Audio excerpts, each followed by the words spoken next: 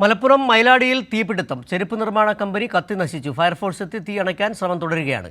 തീപിടിക്കാനുള്ള കാരണം വ്യക്തമല്ല. Short circuit എന്ന് പ്രാഥമിക നിഗമനം. വിവരങ്ങളുമായി മലപ്പുറത്ത് നിന്ന് കെ ടി സാലിഹ്. സാലിഹ്, തീപിടുത്തം ഇനിയും നിയന്ത്രിക്കാനാകുന്നില്ല എന്ന് പറയുമ്പോൾ വളരെ വലിയ തീപിടുത്തം. കൂടുതൽ ഫയർ എഞ്ചിനുകൾ അവിടെ എത്തേണ്ട സാഹചര്യമുണ്ടോ? എന്താണ് നിലവിലെ അവസ്ഥ?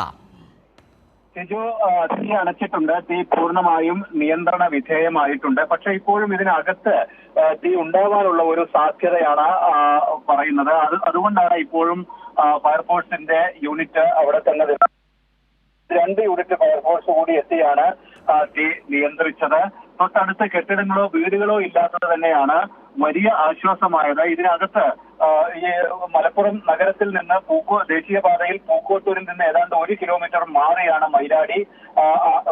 വലിയ ജനവാസ മേഖലയല്ല. ഈ ഒഴിഞ്ഞ ഒരു സ്ഥലത്താണ് ഈ കെട്ടിടമുള്ളത്.